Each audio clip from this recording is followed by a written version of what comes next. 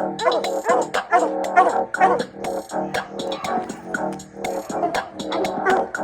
old coon too. Obama.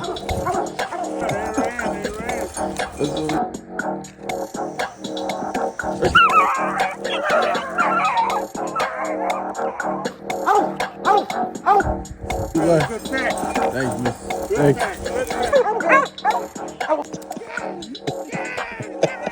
Boy, if that don't make you smile, I don't know what it will, man. I don't. You need to check Welcome your to post, bro. You Thoughts did. of a Dog Man podcast. On this episode, we continue with phase 2 of the Pup to Partner series of starting puppies. So sit back, relax, and let's talk about some dogs. Welcome back.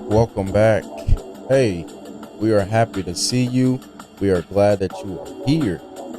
I'm your host, Stevie Thomas with Bawlin Out Kennels, where we help new and beginning handlers create, perfect, and explore the art of hunt dog training, stories, tips, techniques, and that proper mindset to get you started on the right track. So here we go. We are on the Pup to Partner video series, and we're going to talk about phase 2 today, which is basically going to be introducing that pup to live game. So people are new. We've been talking about starting puppies is what this series is about. This is episode 5. If you haven't caught episode 4, go ahead and check that out. It's just helping to get you caught up on what we're going to talk about today, which is introducing those pups to live game. But I'll give you a little help here, and we'll recap a little bit. So we were talking about the pups last week, and basically the gist was at that certain age, which we were talking 8 weeks to roughly 4 months old, time span somewhere in there, you just really got to let the puppy be a puppy. They only have one span of time in their life to be that puppy, and they have the rest of it, if they're bred correctly, they have the rest of it to be a hunting dog and be your partner. But they have a really small window to just be a puppy. So before you really start getting on a dog, getting on a puppy with the training, let that pup be a pup. Trust me, you will thank me in the long run if you have that approach. Socialization, regular obedience is something that you can do at an early age. Again, that will help you down the road with your hunting dog pup. We talked about, some easy, quick methods that you can use for training once they get closer to that 3-month-old age, 4-month-old age. And it's using a simple stick and string. Again, if you haven't caught what the stick and string is, check out episode 4. Again, that's phase 1 of the Pup to Partner video series that we got going on, or podcast series. And then always keeping the training session short. You want that pup you want to stop the training when that pup is most excited about what's going on.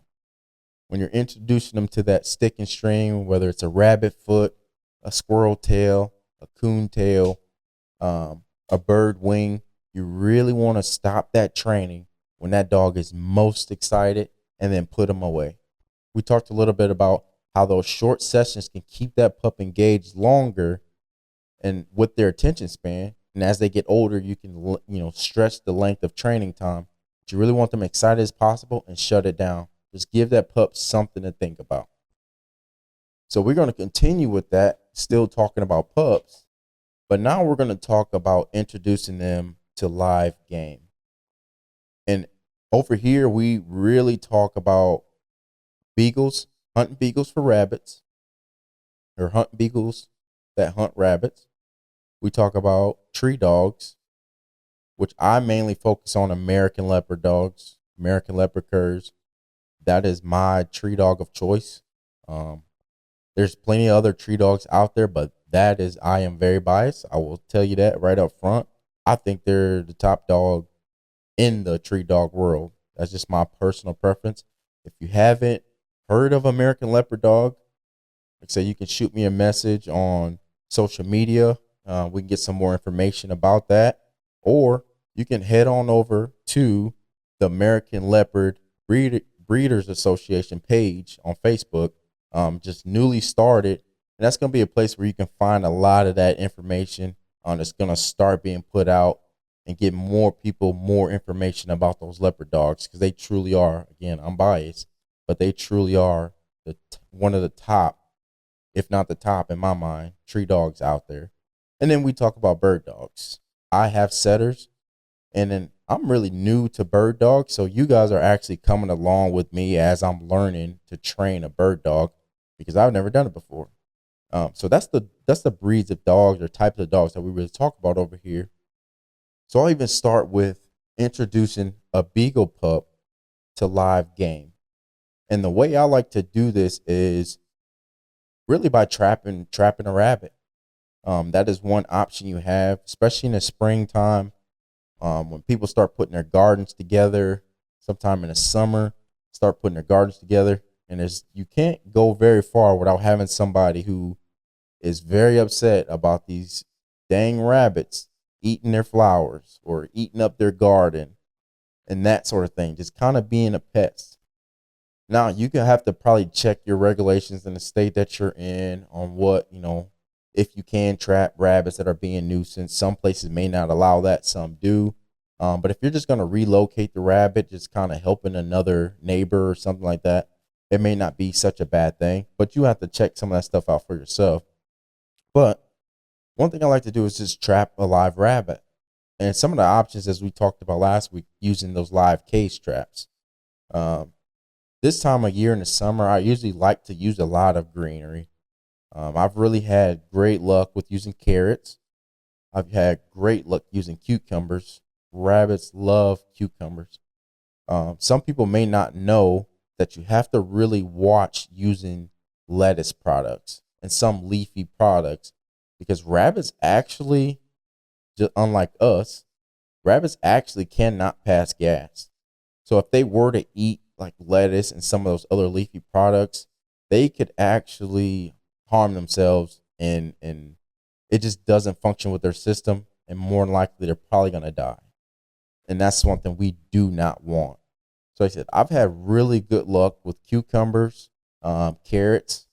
Now, as it gets colder in the fall and in the winter, apples, sliced apples work great.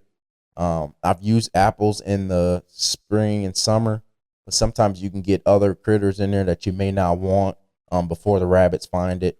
But in the wintertime, I really like to use, sliced apples, and I put salt sprinkled all on the apples.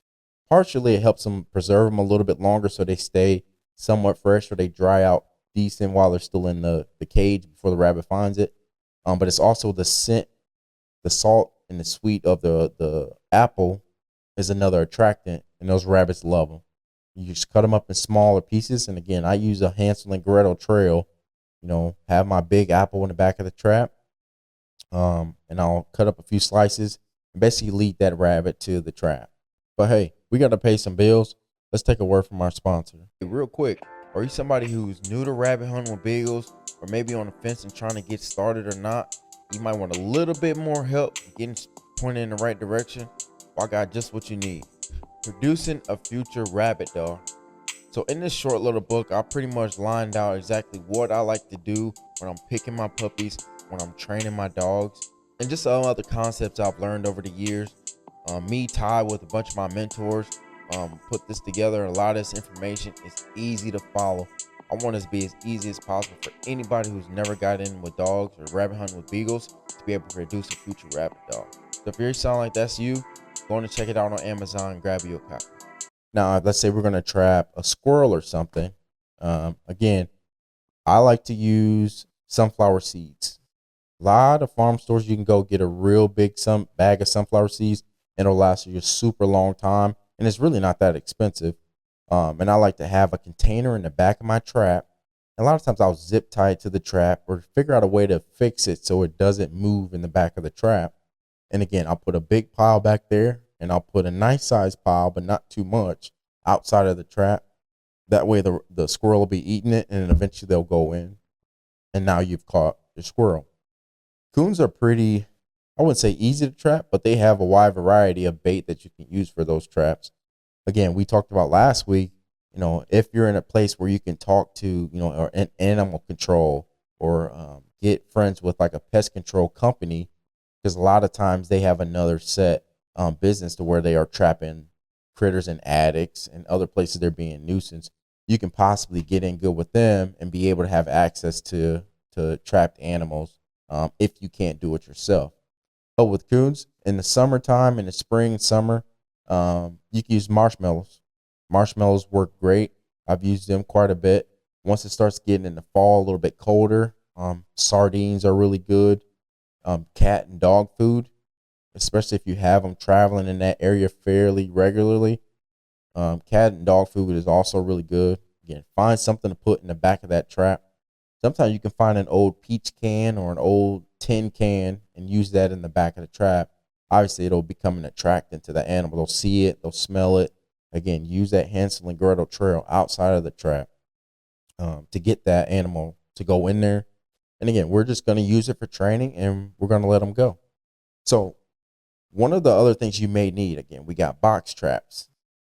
A lot of times we talked about going to the farm supply store. You can buy, a lot of times they have a combo where you have a bigger coon sized trap and you have a smaller squirrel or rabbit sized trap. For people who are working with tree dogs, you can also purchase a roll cage. If you look online, there are a lot of places that have roll cages. And some new people, you may be thinking like, what is a roll cage? It's basically exactly a cylinder cage that you can, close the top end of it so the animal can't get out, but they actually can make it mobile. If you think of a hamster wheel, you see a little hamster in its enclosure in its container, and they have that wheel that they run on for exercise. It's essentially that, but it's all closed in. So let's say you have a raccoon that you're using for training. As that raccoon starts to move that cage, he can actually get it rolling and moving on its own as he's pushing and propelling the cage. And that's a real good attractant for the pup because now you have a mobile training tool that you physically don't have to move yourself. And we talked about bird traps. Again, you can search online and find bird traps. They're, probably a foot off the ground and you can get them 3 foot long, and they have one-way trap doors for trapping your birds. Like I said, just make sure you check all your regulations where you are, just to make sure you're staying in those guidelines. Again, you can always find somebody or these animals are being pests to, so you're helping out your neighbor while also getting a training tool.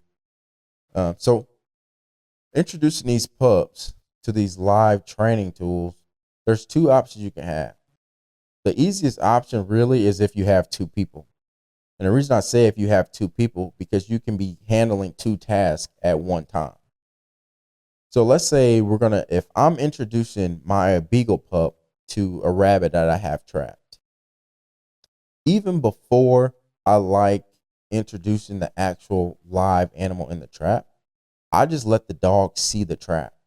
Obviously, there's nothing in it, so the dog may sniff it. He may check it out a little bit, but he's really not going to mess with it too much because there's actually nothing in there that's going to, keep his attention.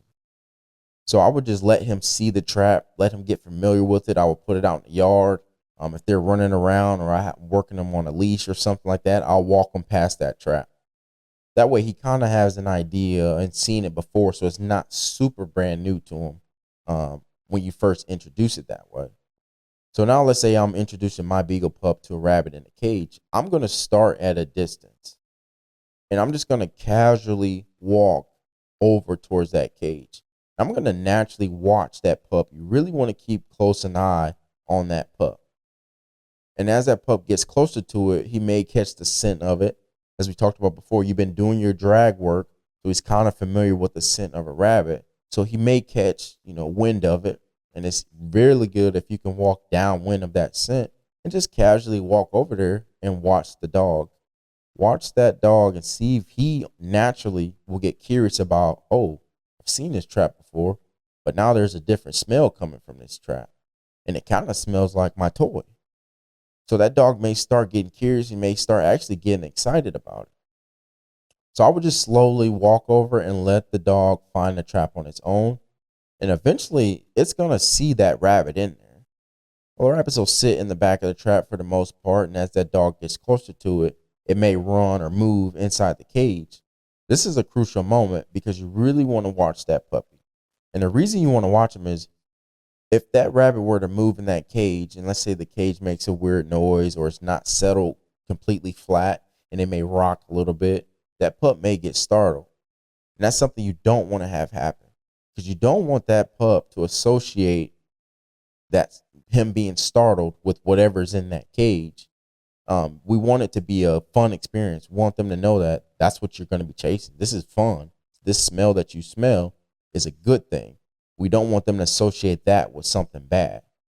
And this is really key when you're introducing a tree dog. If you're introducing your tree dog, say 6, 7, 8 months old, honestly, a lot of times I do not even introduce my tree dogs to a coon in a cage until they're 9, 10 months old. And that's a kind of a personal preference. Some dogs are mature enough to handle that. But again, it's still a slow process and I will start it at a distance. But what I really like to do with my tree dogs is I will start with a squirrel. Once my dog is fairly big, again, we're talking about tree dogs. So I usually wait till they're 6, 7 months old. They're starting to get to that middle age where they're starting to develop a little confidence. They're starting to develop a little swagger about themselves. And they can handle that smaller object moving and bouncing around in a cage. Squirrels are fairly active in the cage, and that's something that's, again, it's a visual appeal to the dog, pulling out that hunt, that drive, that natural hunting instinct is going to pull him out when he sees that moving in the cage. It's really no different, the same as what you're doing with that tail, with the squirrel tail. But another thing is I really like to use a squirrel because it's a fairly small creature and it's not necessarily going to bite the dog back or try to charge the dog. It's just going to go run back and forth in the cage. And that's really a visual appeal to the dog. They feel a lot more confident chasing a squirrel in a cage than with a coon, especially on their first time. If I can trap a squirrel and let that pup see that in a cage, I can see so much about that puppy, whether they're startled by the squirrel moving in the cage, whether they're excited about it, how aggressive are they? And not aggressive as in attacking, but how passionate are they at barking at the squirrel, just wanting to get to it. Obviously, they can't because the squirrel's protecting both the dog and the squirrel. So if that dog is doing that and he's showing a lot of, drive trying to get in there, that's a good thing. But again, it's also a confidence thing. He's starting to get more confident in chasing it and seeing it. That's what you want. You want to really avoid, though, if that squirrel starts to move in that cage and that dog seems a little startled, I would just shut it down and maybe try it again at a later date, maybe a day, maybe even later in the day. But I would start again at a distance. I would really start at a distance and slowly let that dog find it. Again, you have to be really careful introducing a tree dog pup to a coon in a cage because the coons are a little bit more aggressive than a squirrel would be. They're not afraid to snap back at anything outside of that cage that is trying to, come up to them or smell them or anything. That encounter can be counterintuitive or it can really set that pup back if he's not mature enough or he's not to the point of being able to take that coon snapping back at him. So again, I really like to wait a little bit longer unless that dog is showing a lot of maturity. I usually like to wait a little bit longer till that dog gets a little bit bigger, a little bit more confidence, and I've worked them over with my squirrel quite a bit before I actually show them a coon. Because again, you don't want them to associate that coon scent on that trap to something bad, to something that scares them. A lot of times, though, you will see using that squirrel, you can pull out that barking instinct. They're going to want to bark, and that's what you want. Again, we're going to keep the training session short, especially the first 2 or 3 times doing it. And you really watch that dog. He'll tell you when it's time to move on to the next phase. But you have to be really careful, again, that you do it at a pace that the dog is comfortable with and you pay really, really close attention. Now, with my bird dogs, what I've been doing, again, I'm still new and learning this. So I'm basically explaining it as I'm learning it myself. So what I've done with my bird dogs is basically I've trapped pigeons and I've been using the pigeons. And it's similar is not necessarily letting them see them in the cage, but I started with 25 pigeons. And you're gonna release the first 10. Just putting it out there. Again, if you can find a good place that you can trap pigeons on a regular basis, you're gonna want to, because you're gonna need to trap them quite a bit. So what I was doing was I was trapping pigeons in a cage, and I would get them back home, and I would let my dog run around, and basically all I was doing was releasing the pigeons right in front of the dog. As the dog was running around, he'll come close to me. I'll get him to look at me. I will wave it around. And I really like to let one wing hang out as I cup the other wing. I'll let one wing flap around, again, as a visual for the dog. And I would just wave it around in front of him. And then as that dog gets more attentive and watching, I would hold it still for a second, and I would just let it go in front of him. Let that pigeon fly off. What you would see is the dog is going to want to chase that pigeon first. He's going to want to chase it. And that's what you want to see in the very beginning.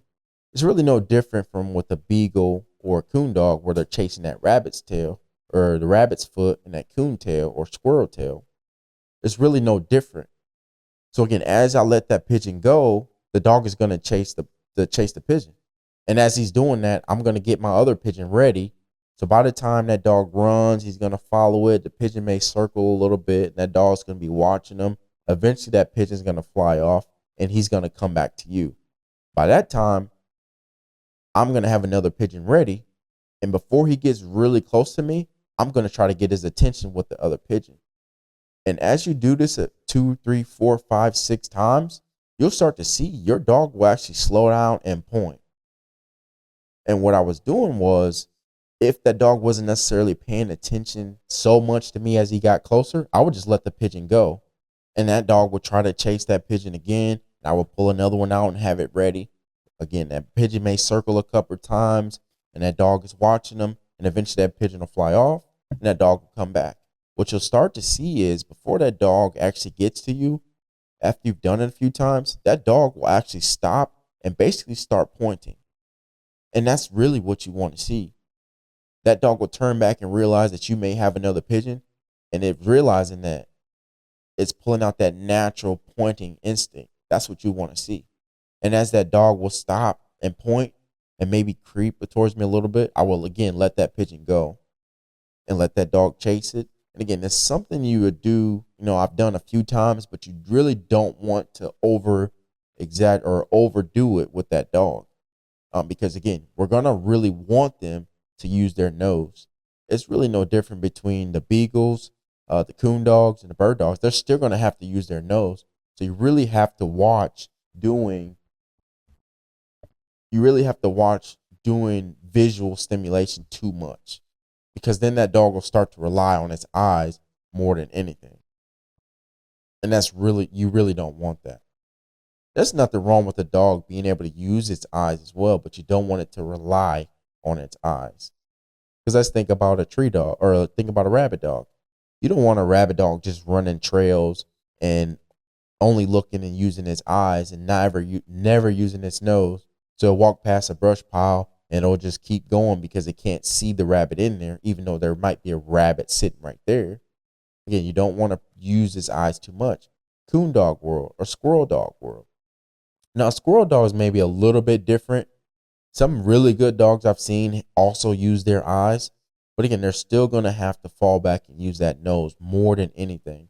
So you really don't want to have too much visual for the dogs, because they may try to rely on that more. Coon dogs especially, usually it's at night. If you have a dog that's more used to using its eyes and not its nose, at night, that just doesn't work. It just really doesn't.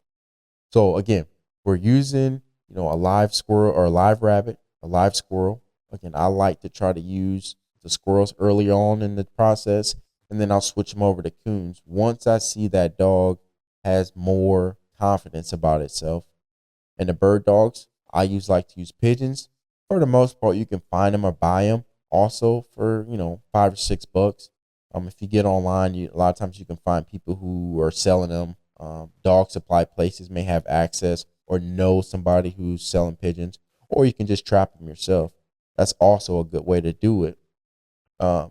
And you also really just want to give that dog encouragement while you're doing it. Praise him. You really have to praise him. Let this be an exciting experience. Now, let's say you have two people. Two people is really good because you can have one of your buddies doing the actions for you while you're with your dog. So I would have my dog on a leash and I had another buddy. And after I've introduced the dog to the cage, I introduced him to the rabbit in the cage. I've introduced him to the squirrel in the cage or even the birds in my hand. I've introduced them to that. So now what the dog will do, or what my buddy will do, is I will have the dog on a leash, petting him up, and my buddy will run back and forth with the cage, letting that dog see them moving back and forth with the cage. And I'm hyping my dog up. You're loving them up. You're petting them up. You can say certain words if you want to and doing that sort of thing. But you're really hyping that dog up, encouraging them as your buddy is going back and forth with that rabbit, squirrel, coon, or birds in those cages. Again, you're going to be there. You're creating that bond with that dog. You're hyping them up. You're making them most excited. And a lot of times I'll let them go over to that cage and see if they still have that same excitement. I'll follow them behind with that, and I'll keep petting them and loving them and just encouraging them, letting them know they're doing the right thing that you want them to do. And then I would shut the session down. I would really just shut it down right there. That way, again, we keep it when the dogs are most excited. You really want them most excited when you do this. And I would put them away and let them think about it. I would really do that. And then I would take the cage and I would put it somewhere where the dogs can't smell it. They can't see it. They know it may be somewhere around, but they can't get to it at all. That way it continues that burning desire for them to go and get that rabbit, that squirrel, that coon, those birds, whatever it is. You really just keep them dogs engaged. That's what it comes down to. And that's just some of the things I like to do. Now there's certain other options. And we'll get to the point of now with bird dogs or tree dogs where you're actually using a rope and allowing those dogs to tree on this squirrel or coon. It's a little bit different when it comes to using beagles or even bird dogs. But that's just another step in the process. Again, it's really slow. You have to pay close attention to the dog. You really don't want to force the dog to do anything. You have to watch them, and you really want a dog that has the will and drive to do it on their own. You hear a lot of people say you want them a natural dog. You can teach a dog a lot of things, but there's a thing I like to call want to. You can't teach a dog to want to run and tree. You can't teach a dog to want to chase a rabbit. You can't teach a bird dog to want to point or want to go find them. That's just something they're born with. And we've talked about before, choosing those great genetics that will allow that possibility of them having the ability to have that want to, that drive, that ambition to do all these sort of things. That's where that great breeding comes from. So again, you can teach a dog to do a lot of things, but want to and desire to want to tree, run, find, jump rabbits, point birds. You can't necessarily do that. Now, there's ways you can encourage it, but you'll see some of those dogs, especially the natural ones, you don't have to push them or force them to do anything. They just want to do it because they love doing it. And trust me, you as a handler will love watching them. You will love watching them do it. I'll tell you, it's nothing like having a dog do what you've been training and showing them and teaching them and watching them progress. That's the beauty of working with young dogs. That's the part I love most. You take this little thing that you've had at 8 weeks old and you're starting to progress and they're starting to come onto their own. And they're starting to do the things that you've been working on at the house. That's part of the battle. That's the beauty of doing what we love to do, which is training dogs and hunt with dogs. So again, that's just some of the stuff I thought about this week. I hope it helps somebody out there. Again, I learned as much from you guys as, I hope that you learn from me. And that's what it's all about. We just learn from each other and try to perfect the craft of training dogs. And please don't hesitate to, leave a comment. Again, I try to tailor my videos as best I can to questions I've had in the past or questions people have asked me before. And again, I just wanted this to be a learning experience for everybody. And I'll say it again, I learned as much from you guys as you do from me. And that's what it's all about. Houndsmen working together, again, to perfect this thing that we love so much, hunting with these dogs. And I'm your host, Stevie Thomas of Bawlin Out Kennels. Stay sharp, stay real, stay houndy.